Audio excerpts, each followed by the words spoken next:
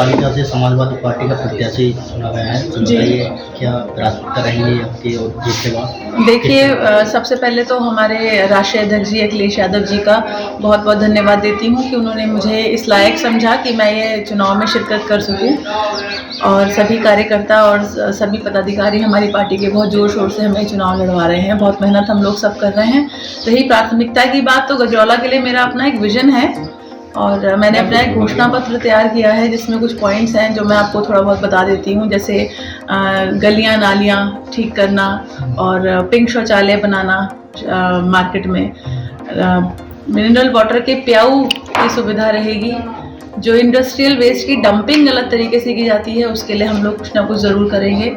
जो नौजवान साथी पढ़ना चाहते हैं, बच्चे पढ़ना चाहते हैं, गरीब हैं, बुक्स नहीं खरीद सकते, उनके लिए एक फ्री लाइब्रेरी की हम लोग सुविधा रखेंगे। हाउस टैक्स का मैटर बहुत है यहाँ पर, तो हाउस टैक्स हम पूरी कोशिश करेंगे कि बढ़ाएंगे तो बिल्कुल भी नहीं, और जो हुआ बढ़ चुका है उसको कम करने की कोशिश करेंगे और जो गरीब लोग हैं उनका माफ़ भी करने की कोशिश करेंगे। आप एक महिला हैं, तो महिलाओं के लिए क्या विशेष? महिलाओं के लिए मैं स्किल डेवलपमेंट क्लासेस का संचालन करवाऊंगी, जिससे कि जो महिला आधे दिन के बाद फ्री रहती है वो कुछ अपना हुनर बढ़ा सके। सिलाई, बुनाई, कढ़ाई, कंप्यूटर्स, जो भी वो सीखना चाहे वो सीखे और अपना रोज़गार कमा सके, अपने घर में कमाई में कुछ भागीदारी कर सके। जैसा कि गजरौला एक इंडस्ट्रियल एरिया है, काफ़ी लोग पढ़े लिखे हैं जिनको रोज़गार नहीं मिल पाता है, तो आपका इस लेवल पर क्या कदम है कि उनको कुछ रोजगार मिल सके? जी हाँ, मैं जाती हूँ, जगह जगह जाती हूँ। ये सवाल मुझसे वहाँ भी पूछा जाता है जनता के द्वारा, तो मैं उन सबको ये आश्वस्त करना चाहती हूँ कि प्रयास तो जरूर किए जाएंगे कि यहाँ का एक स्थानीय कोटा रहे इंडस्ट्री में,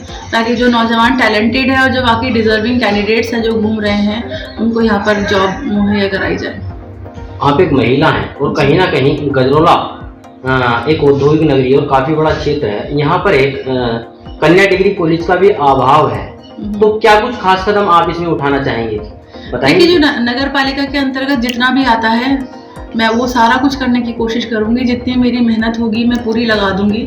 और कन्याओं के लिए, महिलाओं के लिए, बुजुर्गों के लिए, सबके लिए करना चाहूँगी। यहाँ पे तो स्वास्थ्य सेवाओं की भी बहुत कमी है। एजुकेटेड हूँ तो एजुकेशन की लाइन में तो डेफिनेटली कुछ ना कुछ करेंगे ही।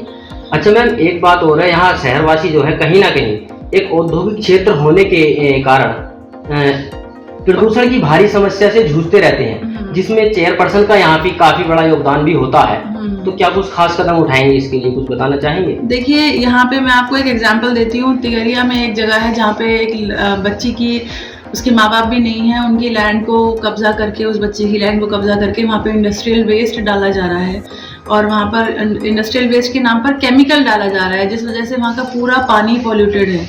उस बच्ची को ना तो वो लैंड मिल रही है, अब पता नहीं पहले क्या हुआ कि नगर पालिका की ज़मीनें कहाँ गई, उनका क्या किया गया। तो हम पूरा प्रयास करेंगे कि वहाँ से पहले वो डंपिंग हटाई जाए, उसे, बच्ची को वो लैंड उसकी वापस दी जाए। ये कार्य तो आप शहर के बाहर कोई ज़मीन लेकर के भी कर सकते हैं, उससे पॉल्यूशन में भी कमी आएगी। तो हमारा जितना होगा, हमारा देखिए एक विजन है, अब दिमाग लेकर के चल रहे हैं कि यहाँ पे किस तरीके से विकास किया जा सकता है। मैं सारे में घूमी हूँ, पूरा गजरौला देखा है मैंने, सड़कें बहुत चमकी हुई हैं और गलियाँ बहुत फटे हाल है। तो मैं तो हर जगह देख कर के आ रही हूँ, लाइट की समस्या है, बिजली बहुत जगह है ही नहीं, घरों की सड़क, हमें समझ नहीं आता है कि यहाँ पे जाएं कैसे। अगर हमें वोट की अपील करने में जाना है किसी घर में, तो कोई तो ऐसी जगह पर है कि हमें समझ नहीं आता उसका रास्ता कहाँ से है। तो देखिए, धीरे धीरे हर चीज़ होती है। अभी पहले हमें सेवा का मौका जनता देगी तो हम लोग जरूर कुछ ना कुछ करेंगे। ये स्मार्ट सिटी थी, अभी पीछे जो चेयरमैन थे उनके बारे में क्या बताना चाहिए? स्मार्ट सिटी की कौन सी, कोई तो नॉर्म्स होते होंगे स्मार्ट सिटी के, कौन से नॉर्म से पूरा कर रहे हैं? ना तो ये वाईफाई से कनेक्टेड है, ना इसमें सीसीटीवी कैमरास हैं, तो किस हिसाब से ये स्मार्ट सिटी है मुझे नहीं पता। मैं नहीं जानती कि किसने इसे स्मार्ट सिटी का दर्जा दिया और कैसे ये है। मैं पिछले चेयरमैन के बारे में कोई टिप्पणी नहीं करना चाहूँगी। बहरहाल सरकार भाजपा की है, वो भी भाजपा के ही थे, तो जो उन्होंने किया अच्छा किया। बाकी हमारा काम है, हम कोशिश करेंगे कि उनसे बेहतर प्रदर्शन करके दिखाएं। ठीक। आपकी पत्नी लड़ रही है, कैसा जन समर्थन जो है जनता के बीच में पहुंचकर यहाँ पर आपको मिल रहा है? जी, सबसे पहले आप सभी पत्रकार भाइयों का बहुत बहुत धन्यवाद। जैसे कि आज आपने देखा कि आज मेरे ऑफिस का उद्घाटन था, उसमें माननीय विधायक चौधरी समरपाल सिंह जी आए थे और समाज जनता गजरौला के वहाँ पहुँचे, तो सभी समाज से, सभी वर्ग से लोगों ने मुझे समर्थन आज दिया है।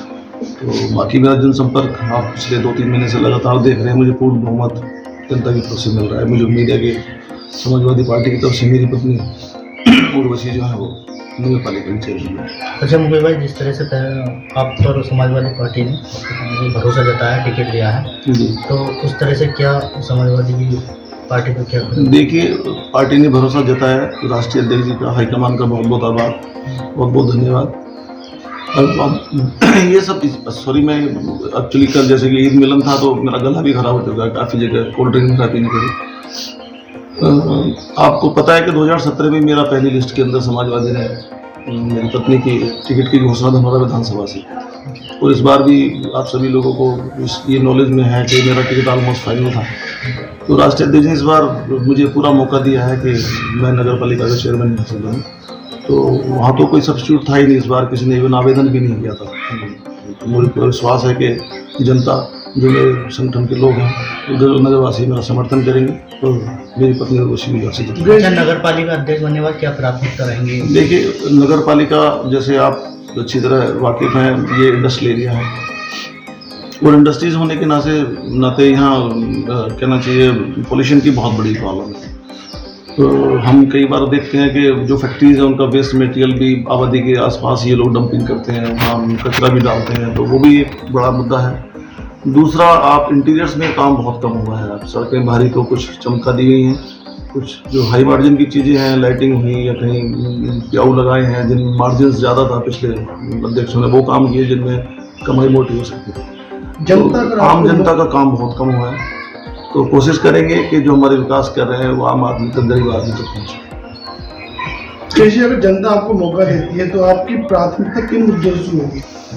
देखिए, मुद्दे किसी भी नगर को चलाने के लिए, शहर को चलाने के लिए सबसे पहले सड़कें जो हैं दुरुस्त होनी चाहिए, बिजली और पानी की व्यवस्था दुरुस्त होनी चाहिए, स्वास्थ्य सुविधाएं होनी चाहिए और बच्चों की शिक्षा के प्रति जो है स्कूल्स में, कॉलेजेस में प्रॉपर जो है सिस्टम जो है होना चाहिए। तो ये चीज़ें हैं, इनमें हम देखते हैं कि अब अगर आप स्वास्थ्य की बात करते हैं तो कोई प्राइवेट बड़ा हॉस्पिटल भी नहीं है यहाँ, और जो हॉस्पिटल है उसके भी सब हालात आपको पता है। अच्छा सर, कहीं ना कहीं नगरवासी जो है हाउस टैक्स से संबंधित समस्याओं से जूझते हैं, उसके बारे में आप क्या कहना हाउस चाहेंगे? टैक्स आपने देखा है कि पिछले टर्म में जो पिछले 4-5 साल में हाउस टैक्स जो है डबल ट्रिपल से भी ज़्यादा यहाँ बढ़ा दे दिया नगर पालिका ने। तो मैं अपनी तरफ से कोशिश करूँगा, कम से कम बढ़ेगा तो नहीं, हाउस टैक्स कम करने की कोशिश करेंगे। अच्छा, जैसे कि आप जो है यहाँ से आपकी पत्नी जो है महिला प्रत्याशी हैं गजरोल नगर पालिका से, तो जैसे कि महिलाओं के लिए क्या कुछ खास करना चाहेंगे, कुछ इसके बारे में बताएं। देखो, महिलाओं के लिए वृद्ध, जैसे हम जाते हैं लोगों के बीच जाते हैं तो एक वृद्धा पेंशन की बहुत बड़ी प्रॉब्लम है, और फिर महिला होने के नाते उसका भी ये विज़न है कि कुछ ना कुछ शिक्षा, रोजगार से उनको जोड़ा जाए। रोजगार के भी नगर पालिका या बहुत सारे जो है इस तरह की एक्टिविटीज़ कर सकती है जिससे महिलाओं को रोजगार मिले। और जैसे कि प्राइवेट लाइब्रेरीज का बड़ा यहाँ कंसेप्ट है, लोग उसमें भी मोटी कमाई कर रहे हैं। तो मेरा एक विज़न है कि अगर नगर पालिका अध्यक्ष बनती है तो मैं एक ऐसी फ्री ऑफ कॉस्ट लाइब्रेरी खोलूँ जिसमें बच्चे फ्री ऑफ कॉस्ट जाकर पढ़ सके, कोई फीस न चार्ज की जाए। अच्छा सर, जैसे कि नगर में कहीं कहीं अगर जानकारी की जाती है तो महिलाएं और कन्याएं जो है इस बात का मुद्दा भी उठाती हैं, कहती हैं कि यहाँ पर कहीं ना कहीं एक कन्या इंटर डिग्री कॉलेज का अभाव है जी, तो उसके बारे में आप कोई कदम उठाना चाहेंगे, कुछ कहेंगे इस बारे में? हाँ, कन्या डिग्री कॉलेज का भी एक बहुत बड़ा मुद्दा है, बिल्कुल आप ठीक कह रहे हैं। कोशिश करेंगे कि नगर पालिका की तरफ से एक जो है कन्याओं के लिए एक विद्यालय खोला जाए। और दूसरा जो है यहाँ मतलब सबसे पहले तो ये जागरूकता भी नहीं है महिलाओं को, और हम इंटीरियर में जाते हैं, बहुत गरीबी है, ऐसा लोग हैं जो मतलब एजुकेशन जिन लोगों को नहीं मिल पा रही है, तो कुछ लोगों को मुफ्त एजुकेशन का भी जो है एजुकेशन का भी प्रोविज़न रखा जाए। मतलब हम इस तरह से आम लोगों की मदद करना चाहते हैं। Thank you sir.